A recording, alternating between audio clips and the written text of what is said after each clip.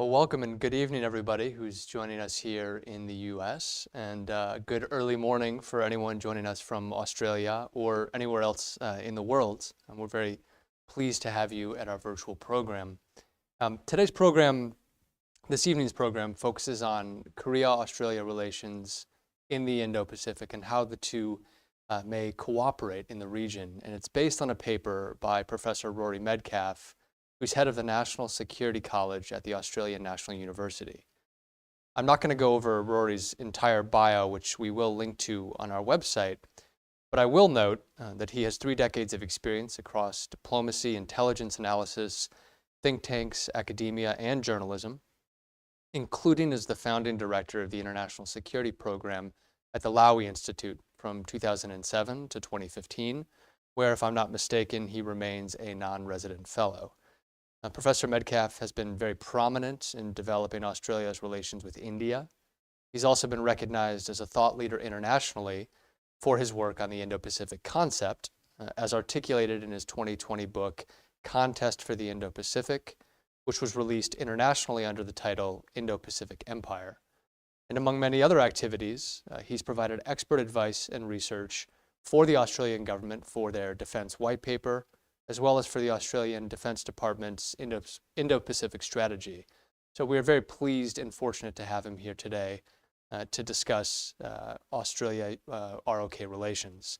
Before I do turn to Rory, I just want to briefly contextualize our event and the larger project of which it's a part. His paper will be featured in Volume 2 of KEI's new flagship journal, Korea Policy, under the title, Defining the Indo-Pacific, a Region of Diverse Visions. The volume consists of 2 sections, the first of which includes articles on the US, Japan, South Korea, ASEAN, and Chinese views of the Indo-Pacific concept, and the second section, which will offer more Korea-focused analysis and will consist of 3 papers, including Rory's paper, a paper by Scott Snyder, which focuses on the US, ROK, and North Korea strategic triangle, a program about which we presented about a week and a half ago, which you can find on our website, and also a paper by yours truly about ongoing debates about the strategic flexibility of US forces on the Korean Peninsula and how that fits into a potential conflict over Taiwan. And the volume will be published in both digital and print form in September.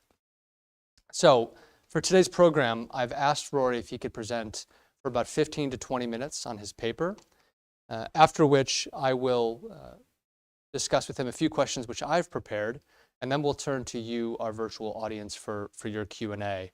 I will say, as Rory presents and as he and I discuss some of the questions I've prepared afterwards, please feel free to put your questions in the YouTube chat function, and we will compile them and turn to them when the Q&A begins.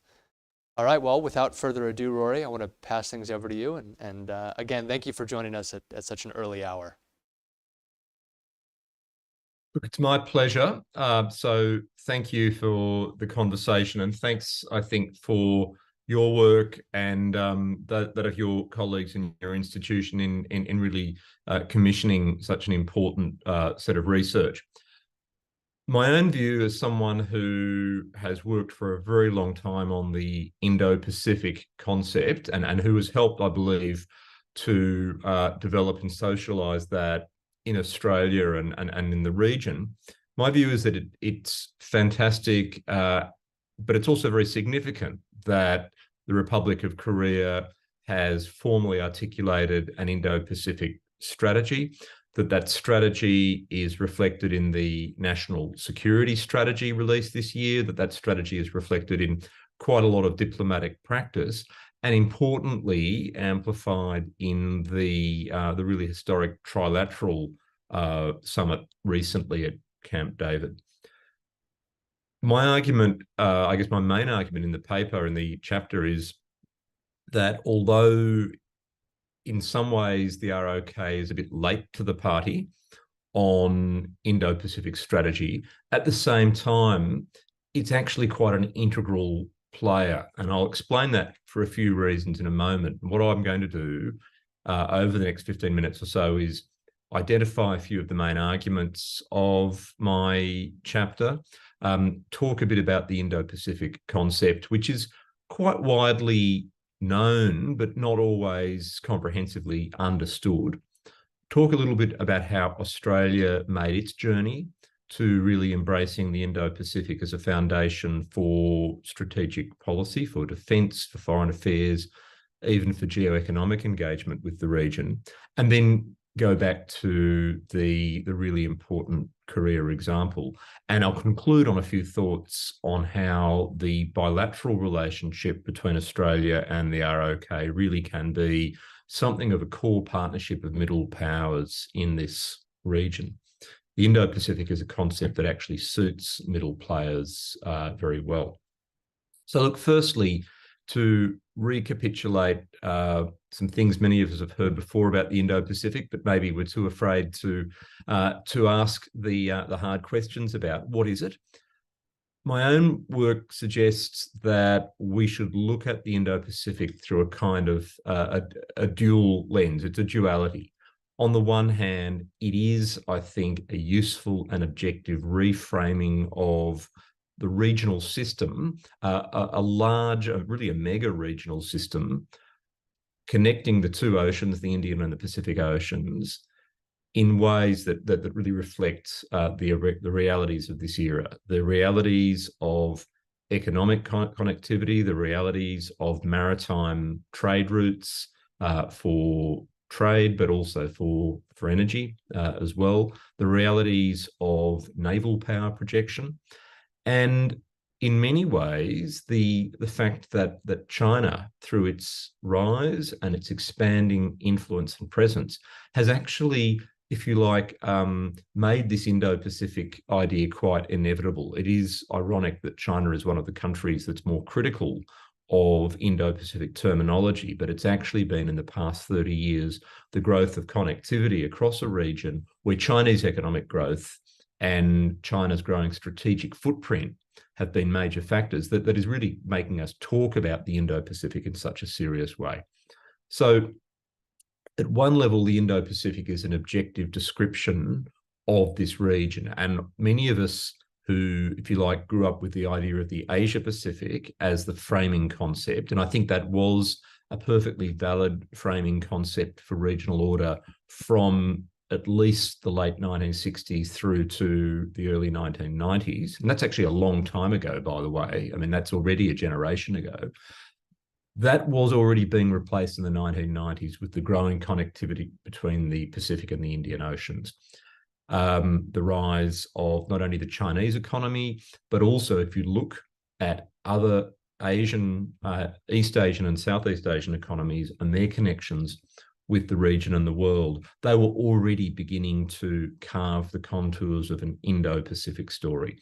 To be more precise, if you look at dependence on maritime trade, if you look dependence on particularly seaborne flows of resources and energy, you can make a case that China, Japan, the Republic of Korea, Taiwan, a number of really pivotal economies in the region from the 1990s onwards were already, in fact, becoming dependent on an Indo-Pacific framework for their prosperity, but also for their security, because just as the resources and the energy flow across the sea lanes, so too can naval power projection disrupt that stability and bring about, enormous risk to nations and economies. The Indo-Pacific, therefore, over the period from the 1990s through to, I'd say, just a few years ago, was in a phase of evolution with a number of landmarks that helped us recognise the reality that was forming around us. Those landmarks included, for example, China becoming a net importer of oil in the early 1990s, the establishment of regional institutions that were larger than a narrow East Asian footprint. And ironically, the so-called East Asia Summit, the ASEAN Regional Forum, the ASEAN Defence Ministers Meeting Plus, a lot of these inclusive regional institutions were already adopting an Indo-Pacific footprint, even if they weren't calling the region by that name. So, most importantly, in my view, the East Asia Summit, established 2005, driven significantly actually by Korean diplomatic activism. It's often forgotten that the study group and the vision group arising out of ASEAN +3 that led to the establishment of the EAS were driven by some quite activist Korean administrations. Why are all these institutions Indo-Pacific? Well, among other things, they have India in them. They have Australia in them. And Australia, of course, is a two-ocean power. And they recognise that what happens in the Indian Ocean cannot be separated from what happens in the Pacific. Just a few other landmarks on the journey towards the Indo-Pacific before I explain Australia's position and then get to the really important narrative about the role of the Republic of Korea. The tsunami in 2004, the Indian Ocean tsunami that led to the establishment of the Quad, the quadrilateral response by Australia, Japan, India, and the United States. And that was the origin of the very famous diplomatic Quad arrangement today, a disaster relief response in very practical terms to a terribly catastrophic event in the region. The piracy in the Gulf of Aden in 2008, and the fact that when shipping was threatened for economies all around the world, it was in fact a wide range of Indo-Pacific powers that sent their navies to the Indian Ocean to show presence and protect their interests. And in fact, again, the Republic of Korea was a relatively early mover in sending serious force into the Indian Ocean in 2008. So these were sort of green shoots of Indo-Pacific policy that connect it with the Korean situation. The Belt and Road initiatives, China's efforts to build infrastructure as a channel for power and influence from 2013 onwards. And of course, that was already happening, but the label Belt and Road, or One Belt, One Road, really gave that a mega regional footprint. In a way, the Maritime Silk Road, the maritime component of that being the Indo-Pacific with Chinese characteristics. And then all of the formal strategies and responses we began to see in the 2010s, over the past decade or so, that were in many ways a response to concerns about Chinese efforts to project, influence, and dominate the regional order. So I'll come back to Australia, which actually was an earlier mover than most, but I'll focus for a moment on Japan and the United States. The Japanese so-called free and open Indo-Pacific strategy in 2016, launched in fact in Nairobi. So that gives you a sense of the enormous regional scope of these ambitions. The Trump administration's various attempts at Indo-Pacific strategy around 2017. And then, of course, the Biden administration's refinement and maturing of a more comprehensive Indo-Pacific strategy subsequently. ASEAN in 2019 developing an outlook on the Indo-Pacific, partly recognizing that in a more competitive strategic environment, it was at risk of being sidelined by the Indo-Pacific outlooks of major powers around it. The European Union developing a formal Indo-Pacific strategy, and India, particularly when when Prime Minister Modi addressed the Shangri-La dialogue in 2019 as well. So there's been this extraordinary tide of formalizing the Indo-Pacific through strategic declarations and documents by nations and institutions around the world. It reflects in many ways the realities of growing economic and strategic connectivity between the Pacific and Indian Ocean theatres. There is a kind of a duality of that objective description that I mentioned at the start, an objective description of the region, but also a recognition that the Indo-Pacific can be a framework for balancing strategy. So if you like, that's the the second part of the riddle, an objective description, but also a framework for balancing. All of that occurring through an era where on these issues, there was, to my mind, perhaps a surprising amount of caution, almost silence from Korean policymakers. And we'll come back to that in a moment. Australia, in all of this, playing a significant role. Australia was an early mover in formulating Indo-Pacific thinking.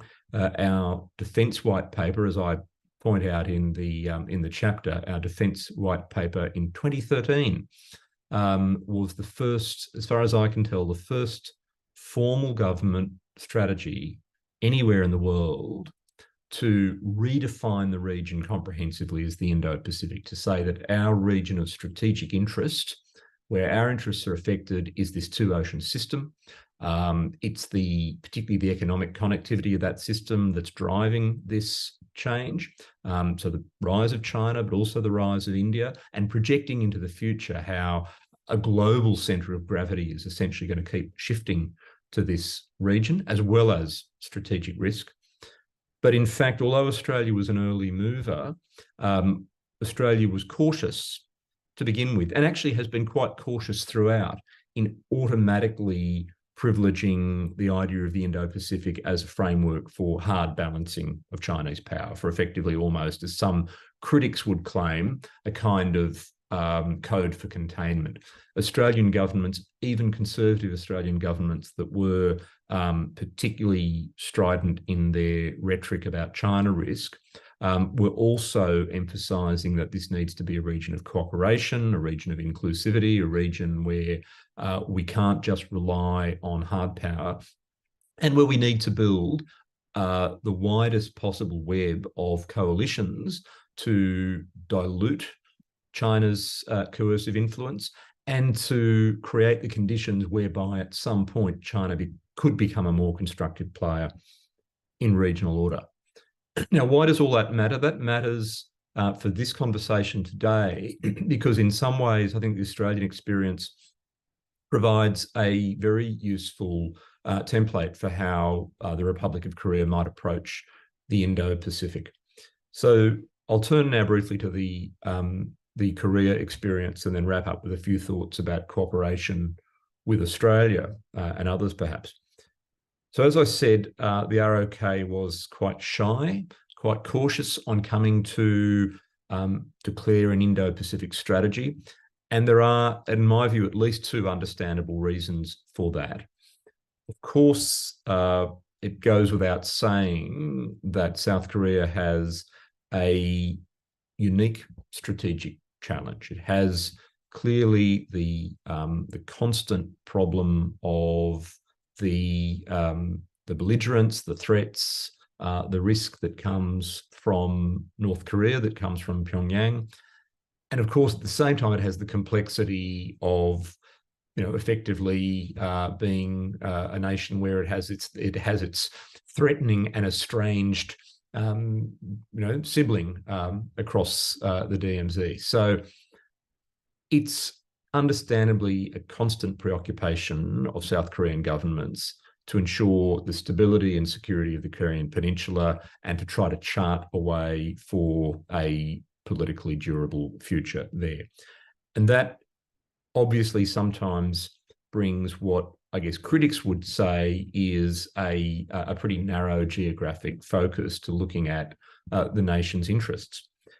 But a lot of the other objective realities speak in the other direction. So if you look at data on dependence on the Indian Ocean for trade and energy, the Republic of Korea is consistently one of the most acutely dependent economies on the Indian Ocean in the world.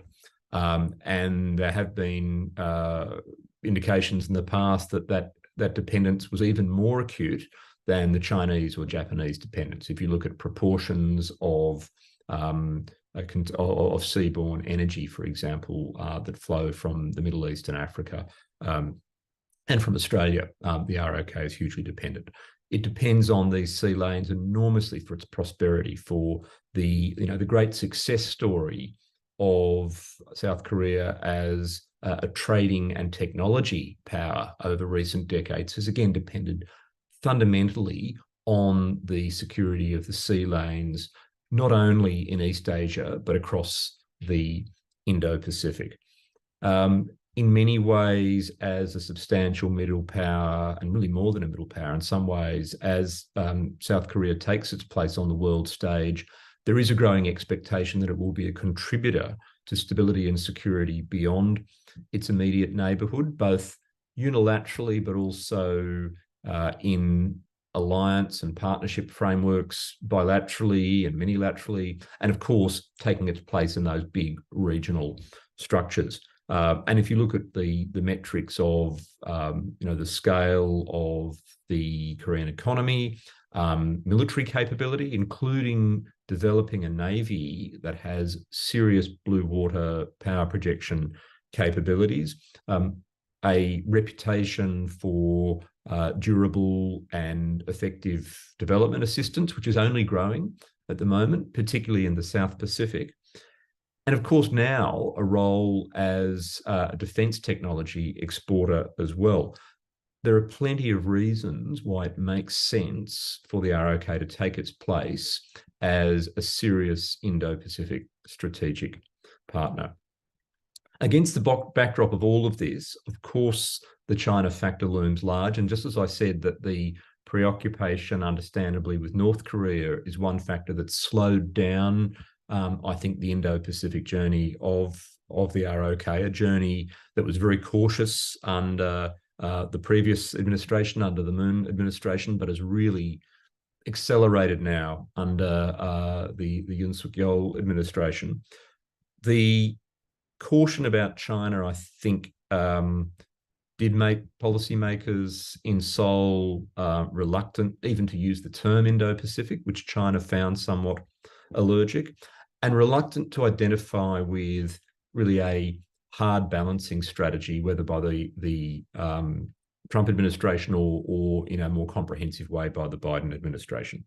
A number of factors obviously have changed this, the change of administration in Seoul. I think the realization among the population in much of the ROK that Chinese coercion is very much not in their interests, and that building a web of partners is a very good idea. And so, particular credit to the administration for its position that I think led fundamentally to the improved relationship bilaterally with Japan and trilaterally with the United States, because those, I think, along with a partner like Australia, will be pillars of a new Indo-Pacific strategy. I'll conclude on a few thoughts about what we can do together.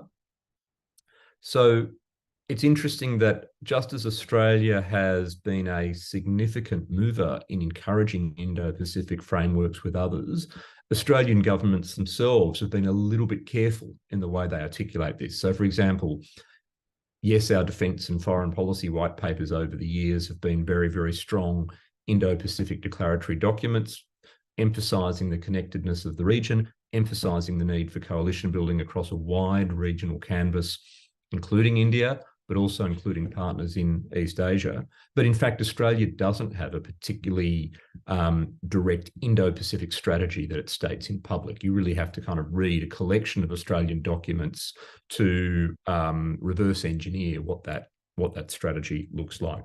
At the same time, Australia's shown, I think, a very healthy bipartisanship on Indo-Pacific policy. Our first Indo-Pacific visions were being articulated by Labor governments, by centre-left governments, at a time when we weren't sure whether China would turn out to be overwhelmingly a source of risk or potentially a partner.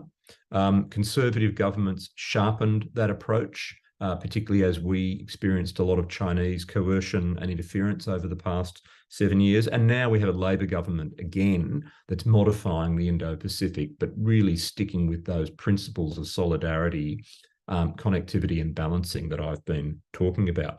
So that makes Australia, I think, incredibly ripe as a partner for the ROK. We've probably, in my view, underdone the relationship bilaterally over many years, and we can talk a bit about where the potential lies, whether it's in the economy or in defence cooperation or technology or critical minerals. It's actually all of the above Mm.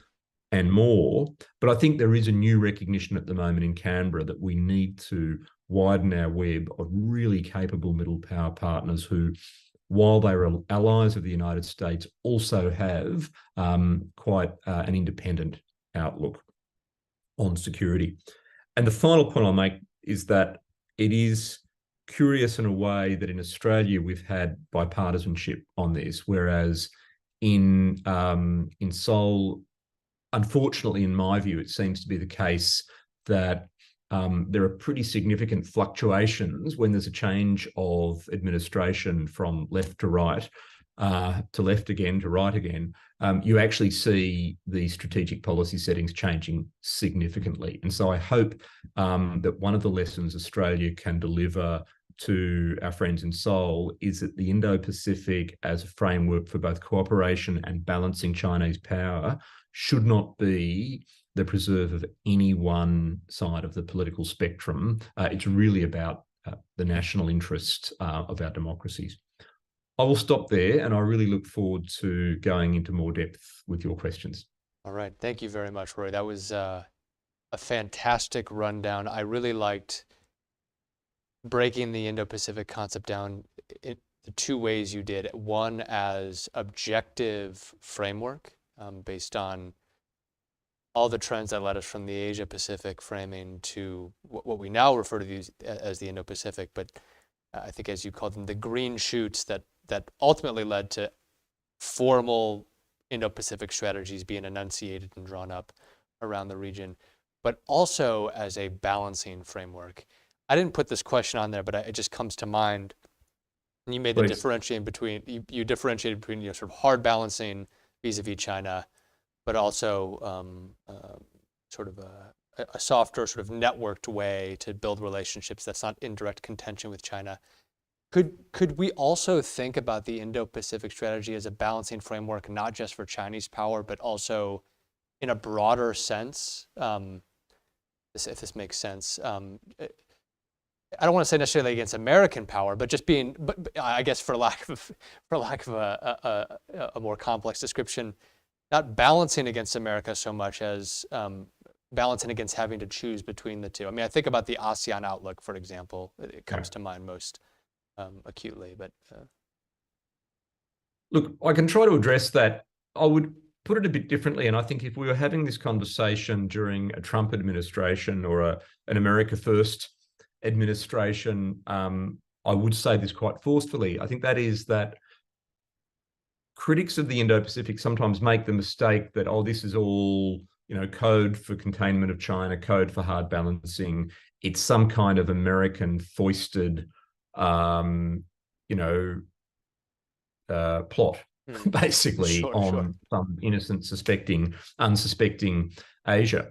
That's rubbish. And I think that view is rubbish. And I think there's plenty of proof, plenty of evidence to show that it's rubbish, to show that there are all sorts of very organically, authentically regional, Asian, Australian, Indo-Pacific visions of the Indo-Pacific. And these have all kind of converged in a kind of a messy way that we're still working out. But there are many cross currents there. And the important point of that is to note that it is partly, if I can be impolite about it, about socializing and civilizing the United States as a regional actor, just as much as it's about preventing Chinese hegemony. Because the United States has all sorts of interests and equities across the Indo-Pacific, but some of us on this side of the Pacific Ocean obviously have concerns sometimes that either the United States is going to not pay enough attention to the region, or that if it does pay attention to the region, it's going to be overwhelmingly in a military and confrontational way. Pay the wrong kind of attention. Yeah, so there's all kinds of balances that need to be struck. And so during times when, as I think at the moment, the United States is attempting to look comprehensively at regional engagement, not just military, but thinking about development assistance, about technology, about trade, although not sadly in the free trading way that some of us would like. The Indo-Pacific is a great vehicle for dialogue and cooperation among many partners. And it actually gives coalitions of Asian partners and Australasian partners the opportunity to collectively speak back to America and say, this is the way we'd like you to engage in the region. You know, the Quad is actually a vehicle for that, just as it's a vehicle for balancing Chinese power. And when and if the United States is going through a more confrontational America First phase, the Indo-Pacific provides, again, a way for us to build our own webs internally in the region and to be seeking to moderate the US position. And so, you know, I could easily see opportunities for building and strengthening trilaterals and minilaterals that don't include the United States under an Indo-Pacific rubric, partly as a way to demonstrate that we can do more for ourselves in this region and to build a bit of insurance against the problems America sometimes goes through, but also as a way to help demonstrate to the US that we're not free riding, and therefore it makes sense for the US to invest more in this region. So I think that's a really thoughtful point, and we should, you know, perhaps on another occasion tease it out a bit more, because it'd be great to know what friends in ASEAN like Indonesia think on this. Well, I would alert our viewers to read the wonderful paper that covers exactly that view in Korea policy. I can't speak for my fellow American citizens, but I take no umbrage at your suggestion that we should be socialized and civilized to the complexities of the region. I also want to give credit to Gil Rosman, who's a time editor of KEI's publications, professor emeritus at Princeton University, with whom I collaborated on some of these questions I wanted to pose you. And I'll start with the first one that I had sent you, and you sort of ended on this, which is, you've suggested, of course, that Australia and South Korea would be natural and good partners. And the question that Gil asked, and I agree, is, are they ideal partners, and why? And you mentioned some of the areas where they might be. Could you maybe tease some of those out? So look, I hesitate to say ideal because I think there's probably no such thing as ideal partners. There's always going to be complexities in the partnership, but I think we are, you know, distinctly well suited for one another in many ways. So there's a desire in both countries, really, in the policy elites and probably in the broader community, in the business community and other parts of the community, to you know, demonstrate a high degree of autonomy and independence as a power, while also ensuring that we preserve, you know, the best elements of a deterrence umbrella and the best elements of the US alliance system.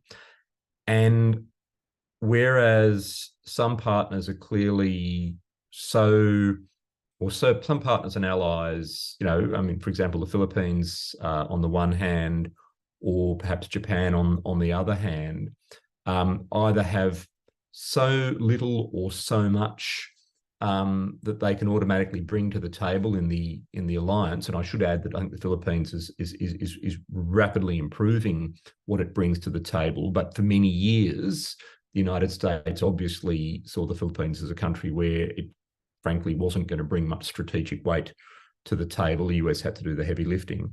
The difference with Australia and the ROK is that we both provide a substantial amount of capability, but neither of us really has that, if you like, that claim to major power status. And I frankly think that the ROK has more potential than Australia in that regard. You know, we are true middle powers in many senses of the word.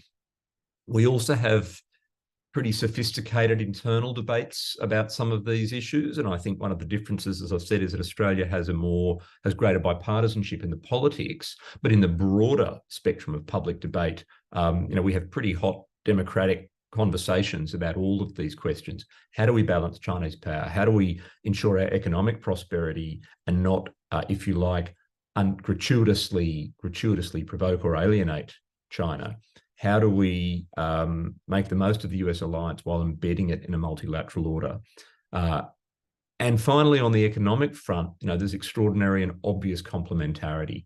And in many ways, just as I think the Japan-Australia relationship has been so important for both Japan and Australia, so too, I think we're at an earlier stage of a really comprehensive, in the best sense, Australia-Korea geo-economic relationship. And so it's not only trade, volumes of trade, Australian resources, particularly to Korea, and essentially technology imports for us, but also an economic relationship that now provides us with national resilience against future shocks, and that provides us with, if you like, an alternative to some of the other options out there. So I can see growing dependence in Australia on Korean technology, growing potential for technology cooperation. Australia has an excellent research sector, but clearly not the scale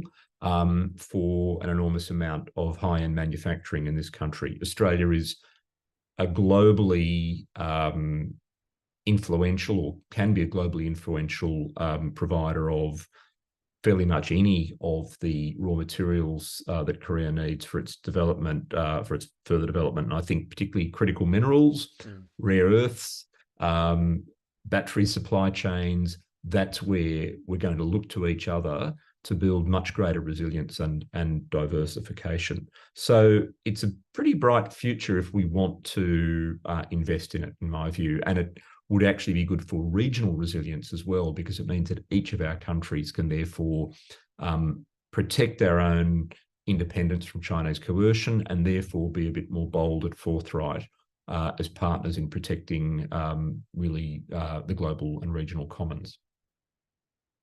This brings to mind another question, again, which I didn't explicitly send and prepare to you, but what do you think, or to be more specific, do you think that the bilateral alliances that they have with the U.S. constrain their effort to lean in that direction? Not necessarily. In fact, overwhelmingly, my answer would be no, provided that we're not acting in a kind of helpless, dependent way upon those alliances. And let's face it, American friends would not want that, and it would make the alliances less sustainable and less durable. So, in a way, the more that we can use the alliances to develop our own credible capabilities, and of course, in Australia, our defence posture is heavily reliant on the US alliance, and in some ways becoming more so under the AUKUS framework. But that also means that we have access to leading technology, access to leading intelligence, access to being interoperable with the United States. And that means that in turn, we have a kind of a shortcut to working more closely with other high-end US allies in the region. And so, provided we can demonstrate in our relations with one another, Canberra and Seoul, that we are both seasoned alliance managers, and that we can even, frankly, share notes with one another on some of the opportunities and challenges that brings, I don't see the alliances as a constraint on good bilateral security relations between Australia and the ROK. And I would add that we should be bold in experimenting with some of the trilateral dialogues we can have. I mean, why not an Australia-ROK-Japan strategic conversation? Why not a strategic conversation of Australia, the ROK, and one or two of our friends in Southeast Asia? Because in fact, we have incredibly shared interests in the peace and stability and international access to the South China Sea. And in some ways, and I haven't kind of made this point yet, but it really is significant. In some ways, South Korea can be a more attractive partner in capacity building in Southeast Asia and the Pacific than the United States, or even than Australia, because I think in some ways we are identified by some in the region as an even closer US ally, and it could well be that's because Australia is not strictly speaking, an Asian country. South Korea is. So I think there are great opportunities to have both alliance and a significant degree of shared independent manoeuvre. I'm going to ask one more question that I want to open to our audience. And you already alluded to it, but other trilateral relationships. Obviously, we've been discussing in DC the ROK Japan US trilateral relationship for obvious reasons, given Camp David. But could you talk a little bit about the ROK Japan Australia trilateral, and how might Australia's involvement in that help mitigate the constant undulations between Tokyo and Seoul for reasons that we're all familiar with? Yeah. Look, that's a really useful question, and no easy answer. Look, full disclosure here, I am an analyst and a policy advocate who has spent a lot of time on the relationship with Japan, Australia's relationship with Japan over many years. I see that as incredibly valuable, have invested heavily in it. And if you like, understand some of the Japanese perspectives on their security and their anxieties about the region. And it's a fantastic story of Australia-Japan cooperation. I've always hoped to see greater Japan-Korea cooperation, and ideally greater Japan-Korea-Australia cooperation. And have, like a lot of analysts and observers, have sometimes found it frustrating that we've moved so slowly and fitfully in that regard, for, as you say, for obvious reasons. I think that Australia can provide a kind of extra ballast of building trust and dialogue and hard cooperation. I think the United States obviously plays that role most importantly between Tokyo and Seoul, but Australia can do it too, and we can approach it from a different angle. We can be very focused on interests, we can be very focused on this region, and we can be very focused particularly on some of the parallels between the Australia-Japan and the Australia-Korea relations. Because, from an Australian perspective, Australia being a trusted geoeconomic partner to Japan and Australia being a trusted geoeconomic partner to South Korea are absolutely complementary, parallel activities. In fact, not only parallel, but convergent activities. We see mutual benefit in those relationships occurring. If we look at the capabilities in the region, as I've mentioned already, the significant and growing capability of South Korea as a blue water naval partner, but also as a partner that is constantly dealing with the tensions and challenges of the Korean Peninsula and increasingly standing up for its own interests with regard to China. Of course, we would want to engage more and share experience. And in some ways, that can also then help us in our own relationship with Japan. So I guess just to close that point, I would not make the argument that somehow this is all about Australia heroically helping our friends in North Asia get along with each other. It's also good for us. Yeah. And in many ways, seeing a much more joined up ROK Japan set of capabilities, whether it's in maritime security, whether it's in cyber security, whether it's in supply chain security, is incredibly good for Australia's future in the Indo-Pacific. So really, I think that door is wide open. Thank you. So I want to turn to my colleague Sang, who's been putting together some of the questions posed online, and she will that's whose voice you'll hear, disembodied though it is. All right, so this is from YouTube. I think we touched upon this a little bit, but the question was, it seems that Australia is pursuing an institutional, soft, and economic power to rebalance the Indo-Pacific region. Would this require not just partnership, but also new alliances? Great. Do you want me to answer that one right away? Sure. Yeah. So That's a good way of looking at it. I think if you look at, particularly in the last few years under the new Australian government, the last year or two now, there has been a greater emphasis on development assistance, greater emphasis on sort of comprehensive economic engagement with the region, particularly with Southeast Asia. But below the surface of that, there is still real balancing going on. And this is about, it's not just about protecting our interests, it's about ensuring that partners in the region, especially in Southeast Asia and the Pacific, have greater ability to protect their own sovereignty, that they're more capable in themselves, because if they can protect their sovereignty, particularly from Chinese coercion, it reduces the risks of China dominating the region, and it preserves our own sovereignty and freedom of maneuver, and Korea's as well, by the way. I don't think the word alliance is quite the right concept to bring in here. I mean, I'm a little bit old-fashioned in the way I understand alliances. I always think of treaties and obligations. And so in the geoeconomic space, there's all sorts of things we can do that are based on trust and mutual benefit. But an alliance, to my mind, would only come into play if it required some kind of obligation, for example, to help one another if there was an act of economic coercion against one of our member. I think it's a great idea, by the way, to have effectively a geoeconomic equivalent of a military alliance, but that's going to be very hard work. We don't need to go there yet. We just need to be building these trusted partnerships.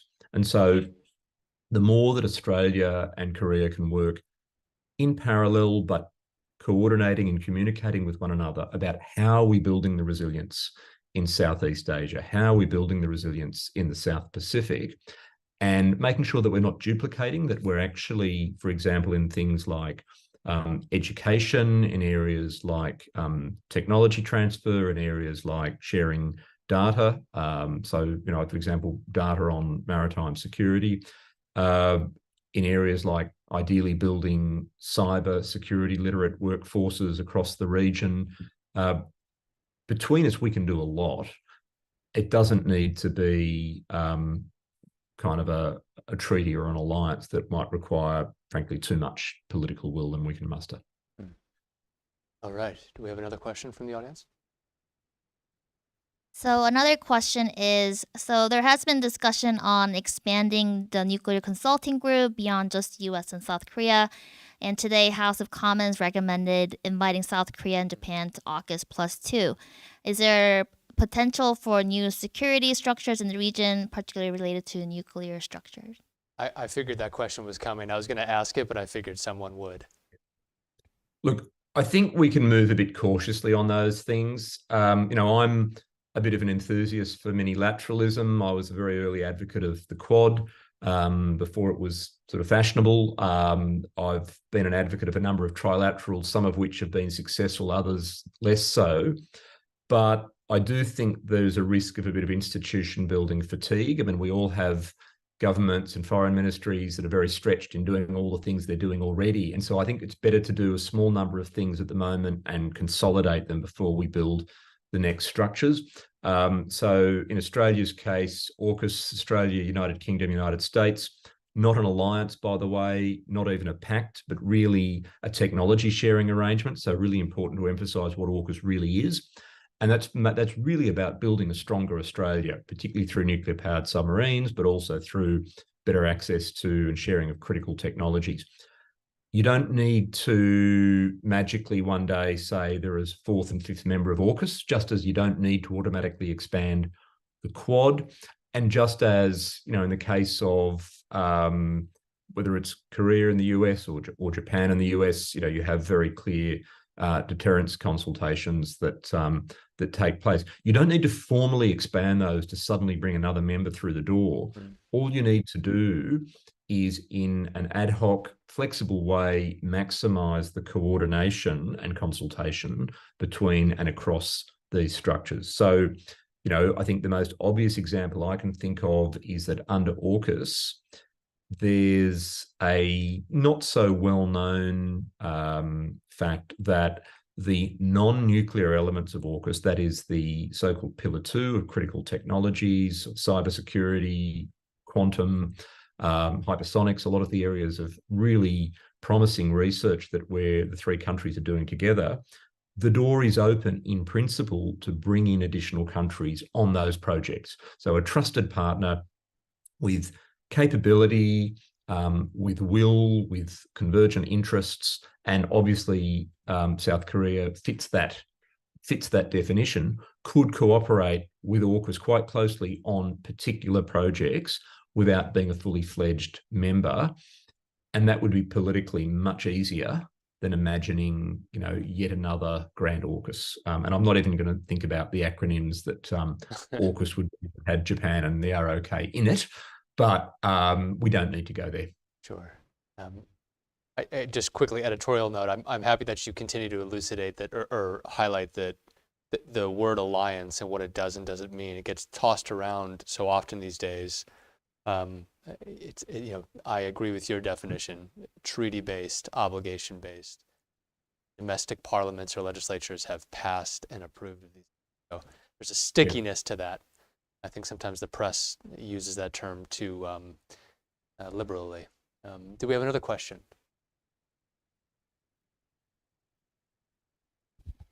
Okay, so this question is asking about the economic structures in the Indo-Pacific. Australia is notably a ratified member of CPTPP, while South Korea and United States are not. So what are the opportunities and challenges there? Well, firstly, cards on the table. Not only am I a fan of the CPTPP, but I still kind of wish that the TPP had lived up to its original promise. I mean, I remember when the Obama administration introduced the TPP long ago. At first, I thought it was an unrealistic ambition. Then I began to realise that, in fact, the US cannot and its allies cannot effectively constrain and balance Chinese power in a way that respects the rights and sovereignties of others, unless there is a very strong economic dimension, including trade. And, the freer the US trading arrangements with partners in this region, the more effectively we can kind of win that battle. So Australia has remained a little bit of a loyalist to, the original purposes and intent of the TPP. And of course, Australian former Prime Minister Malcolm Turnbull was instrumental, along with Japanese Prime Minister Abe, actually, in salvaging the CPTPP. We have to be realistic, however, and being realistic, the ground has moved, the political ground has moved beneath our feet, particularly in the United States. We're not going back in a hurry to uncontested, anything like uncontested political support or anything approaching consensus on free trade. So instead, really, we have to be more selective. And I think those areas where we can continue to maximise liberalisation between at least trusted economic partners, the better. And I think, again, Australia, ROK, US, and Japan are all pretty instrumental in demonstrating to partners in Southeast Asia. So I'd point at countries like Vietnam, for example, where their growth is profoundly in our interest, because their growth will help shift the strategic balance away from it being dominated by China. We have to at least find selective ways to, even at the term of some short-term economic sacrifices ourselves, help them to continue on their path. I think we have no more online. We have no more online questions, so I'm going to pose another one of my own, and it builds on some of the previous discussion around AUKUS, which for various reasons we don't need to get into, I understand is having, in some ways, a tough time getting stood up. Very sensitive technology and information sharing that is, not everyone is readily sort of unlocking or sharing, but there's a distance, there's a gap, a transition between where Australia currently stands with its submarine capabilities and then whenever what AUKUS promises comes online 10, 12, 15 years from now.